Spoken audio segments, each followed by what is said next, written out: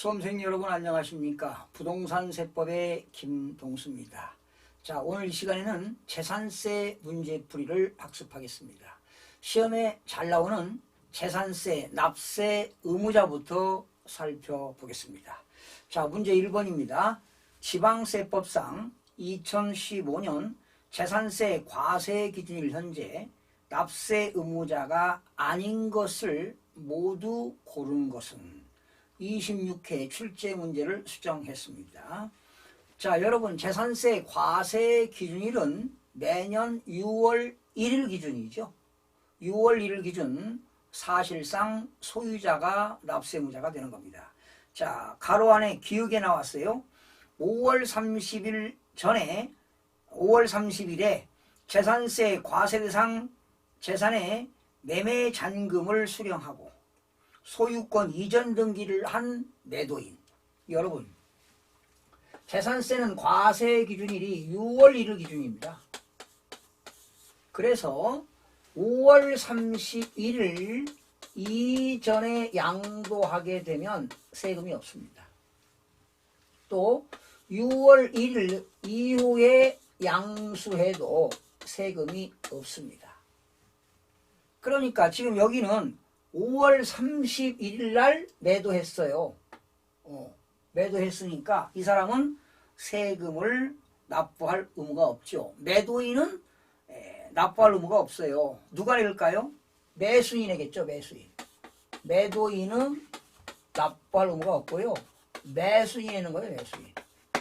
그리고 참고로 만약에 과세 기준일 6월 1일 현재 매도 매수했다면 누가 내는 겁니까? 매수인이 내는 겁니다. 매수인.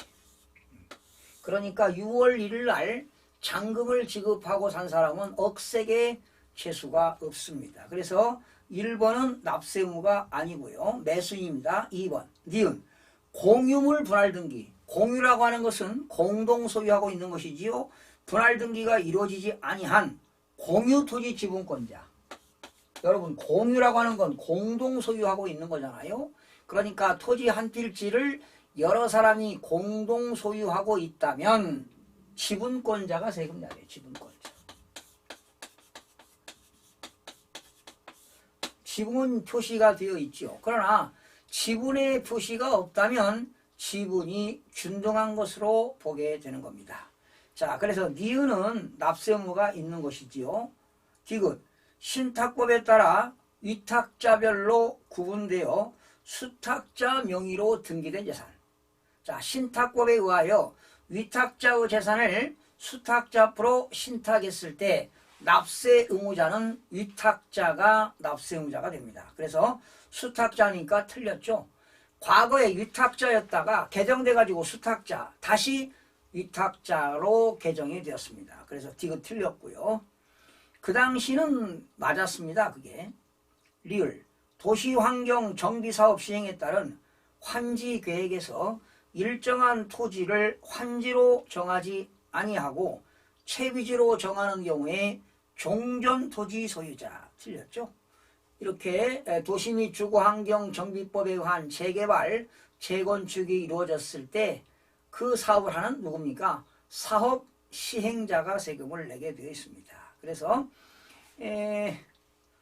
틀린 것, 납세 의무가 아닌 것을 기읍, 디귿, 리을이 되겠네요. 그죠? 기읍, 디귿, 리을이 되겠고 니은은 지분권자가 세금을 내야 되는 겁니다. 그래서 납세 의무자가 아닌 것을 고르면 정답은 4번이 되겠어요. 기읍, 디귿, 리을이 되겠습니다. 여러분 거기 해설도 여러분들 그 내용 잘 살펴보시면 되겠습니다. 자, 문제 2번입니다. 지방세법상 재산세 납세 의무자에 관한 설명으로 틀린 것. 역시 25회 출제 문제 수정했습니다. 1번 상속이 개시된 재산으로서 상속 등기가 이행되지 아니했습니다. 상속받은 재산에 대해서 상속 등기를 이행하지 아니하고 사실상 소유자를 신고하지 아니하였다면 누굽니까? 민법상 상속 지분이 가장 높은 자가 되겠습니다. 그러나 상속인 중에 상속 지분이 높은 사람이 두 사람 이상 있을 때는 그 중에서 연장자가 세금을 내야 합니다. 맞습니다. 2번 신탁법에 따라 수탁자 명의로 등기 등록된 신탁재산의 경우로서 위탁자별로 구분된 재산, 수탁자 틀렸죠? 위탁자가 세금 내니까 2번 지문이 틀렸습니다. 정답은 2번이 되겠어요. 3번입니다. 국가가 선수금을 받아 조성하는 매매용 토지로서 사실상 조성이 완료된 토지의 사용권을 무상으로 받았습니다. 무상으로, 공짜로 사용하라고 무상으로 받은 경우에 그 사용권을 무상으로 받은 자가 역시 세금을 납부할 의무가 있습니다. 이런 거죠. 만약에 국가가 가지고 있는 땅입니다. 또는 지방자치단체가 소유하고 있는 토지를 내가 사겠다고 매매계약을 체결하고 계약금만 지급한 상태에서 국가로부터 무상 사용 권리를 부여받았다면 그 무상으로 사용할 권리를 받은 자가 세금을 내면 되는 겁니다. 네 번째, 도시개발법에 따라 시행하는 환지 방식에 의한 도시개발 사업 및 도시 및 주거환경 정비법에 따른 주택 재개발 사업 시행에 따른 환지 계획에서 일정한 토지를 환지로 정하지 아니하고 채비지로 정하는 경우는 누굽니까? 사업 시행자가 재산세 납부할 의무가 있습니다. 다섯 번째, 공부상의 소유자가 매매 등의 사유로 소유권이 변동되었음에도 신고하지 아니하여 과세관청이 사실상 소유자를 알 수 없다. 여러분, 재산세는 원칙이 사실상 소유자입니다. 그러나 사실상 소유권의 권리 변동이 생겼음에도 불구하고 사실상 소유자를 알 수 없을 때는 공부상 소유자가 재산세 납부할 의무를 지게 됩니다. 틀린 것은 2번이 되겠습니다. 여러분 해설 보시면 신탁법에 따른 수탁자 명의로 등기된 등기 등록 재산에 대한 신탁재산의 경우는 위탁자가 세금을 냅니다. 이 경우 위탁자가 신탁재산을 소유하는 것으로 본다. 그렇죠? 위탁자가 신탁재산을 소유하는 것으로 봅니다. 그러니까 위탁자가 신탁법에 의하여 수탁자에게 신탁했을 때 누굽니까? 원칙은 위탁자가 세금을 낸다 얘기입니다. 3번입니다. 지방세법상 재산세 납세 의무자에 관한 설명으로 옳은 겁니다. 여러분 시험 볼 때 옳은 것 체크하시고 틀린 것 체크하시면서 답을 찾으면 되겠습니다. 자, 24의 축제입니다. 재산세 과세 기준을 현재 소유권의 귀속이 분명하지 않다. 이 말은 사실상 소유자도 알 수 없고 공부상 소유자도 알 수 없습니다. 즉 사실상 소유자를 확인할 수 없는 경우에는 그 사용자가 재산세를 납부할 의무가 있다. 여러분 소유권 귀속이 불분명일 때는 사용자에게 세금을 부과할 수가 있습니다. 1번이 정답이 되겠네요. 2번입니다. 주택의 건물과 부속토지 소유자가 다를 때, 즉 주택의 건물 소유자와 토지 소유자가 다를 때는 주택에 대한 산출세액을 건축물과 부속토지 면적의 비율로 안분한다. 틀렸습니다. 토지와 건물의 소유자가 다를 때는 건물과 토지의 시가 표준액으로 안분 계산합니다. 시가 표준액으로 안분 계산합니다. 시가 표준액입니다.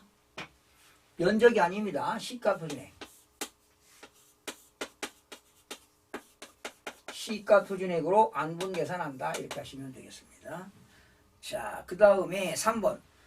국가와 재산세 과세 대상 재산을 연부로 매매 계약을 체결하고 그 재산의 사용권을 무상으로 부여받았을 때는 매도 계약자가 아니라 누굽니까? 매수 계약자가 되겠죠. 사는 사람입니다.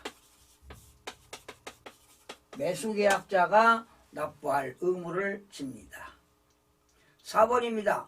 공부상에, 공부라고 하는 건 공적인 장부지요. 개인 등의 명의로 등재되어 있는 사실상의 종중재산입니다. 그런데 종중 소유임을 신고하지 아니했습니다.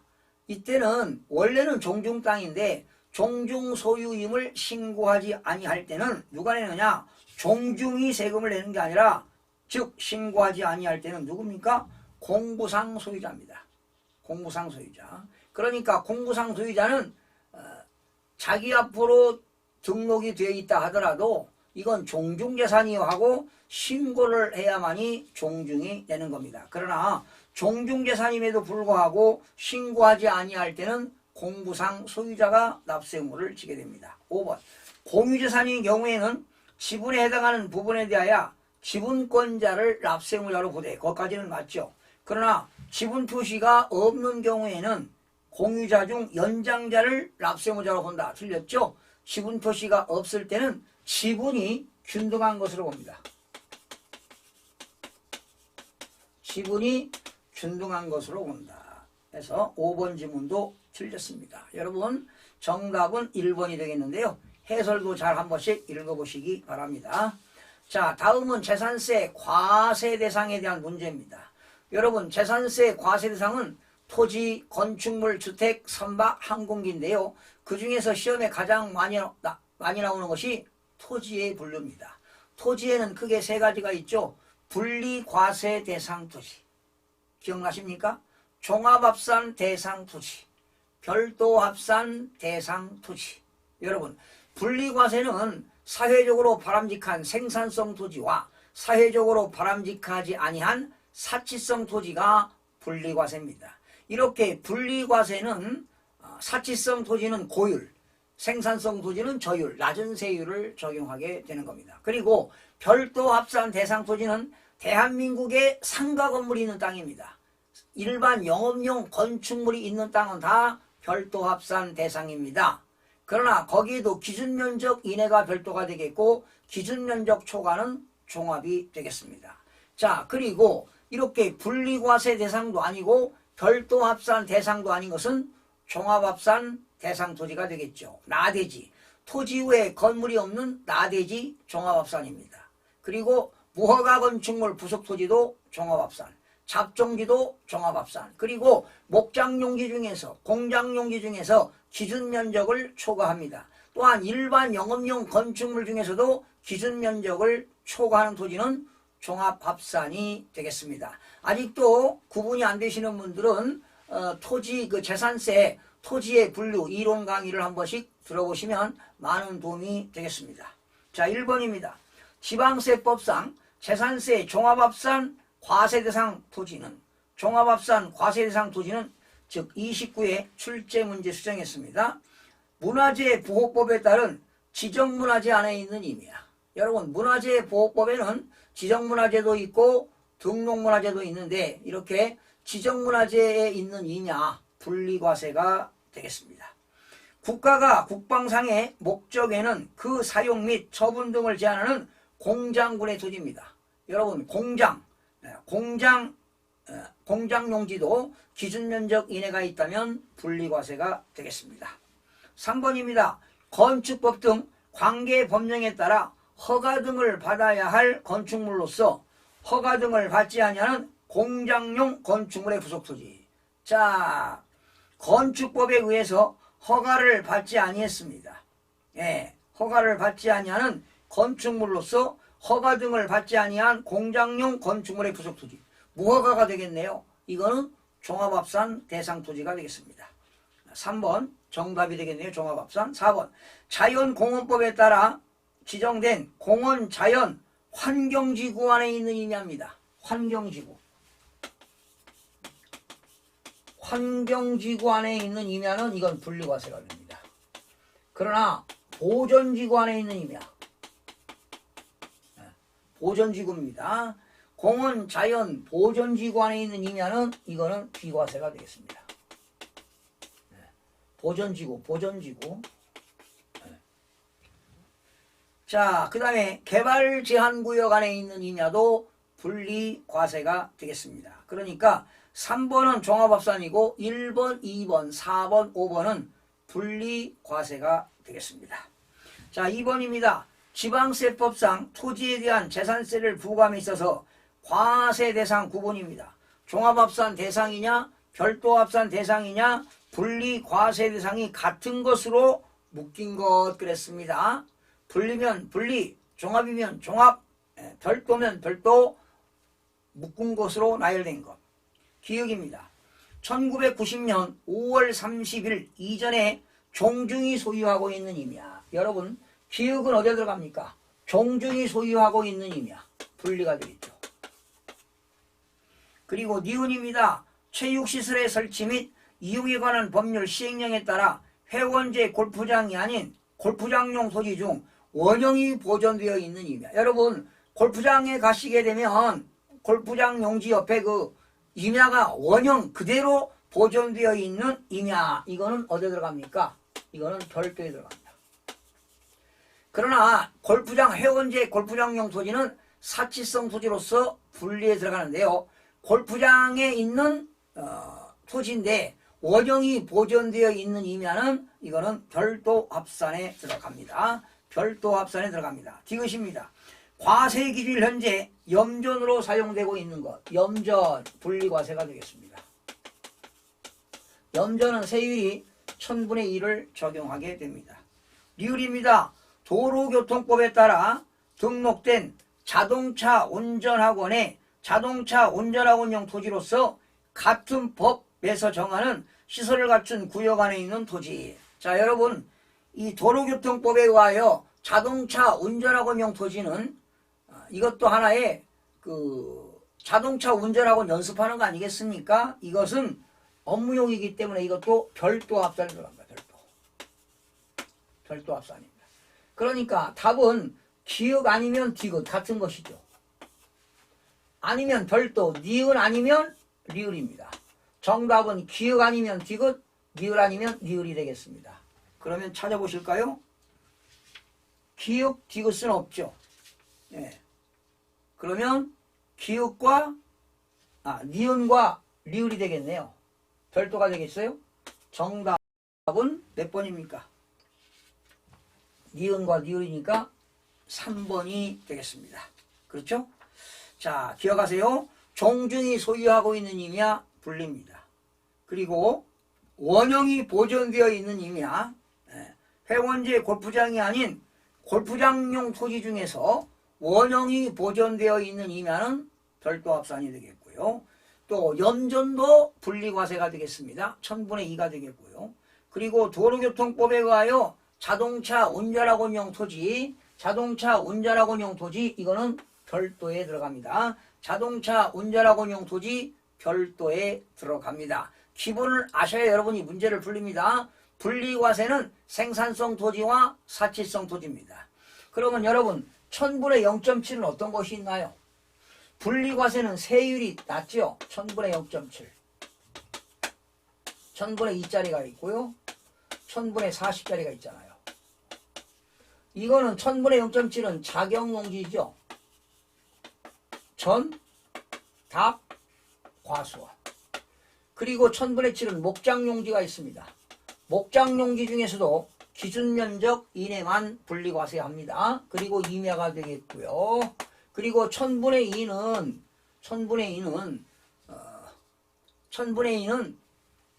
이거는 염전도 되겠죠. 염전. 또 1000분의 2는 공장용지 중에서 기준면적 이내입니다. 공장용지 중 기준면적 이내. 공장용지 중에서 기준면적 이내가 되겠고요. 1000분의 2는 크게 산업공급용 토지도 다 분리과세 1000분의 2가 되겠고요. 그리고 주택공급용 토지도 1000분의 2가 되겠습니다. 그리고 1000분의 4는 골프장용 토지.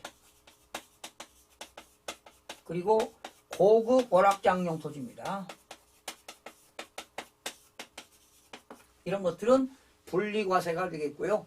별도 합산은 대부분이 대한민국의 토지 중에서 일반 영업용 건축물 부속 토지는 다 별도 합산이 되겠습니다. 그러나 일반 영업용 건축물 부속 토지가 아니더라도 일반 영업용 건축물 부속 토지로 의지하는 토지도 있습니다.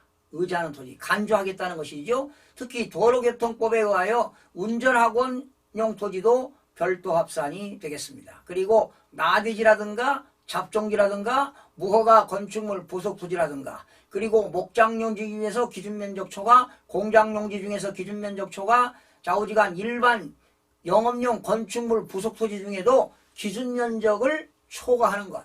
여러분 시험 문제에서 기준 면적을 초과하는 것들은 다 종합합산 대상 토지에 들어가는 것 알아두시면 문제가 잘 풀 것입니다. 자, 오늘은 여기서 마치고 다음 시간에 재산세, 과세 표준, 세율, 비과세 다양한 문제로 여러분 학습하는 시간을 갖도록 하겠습니다. 여러분 다음 시간에 뵙겠습니다.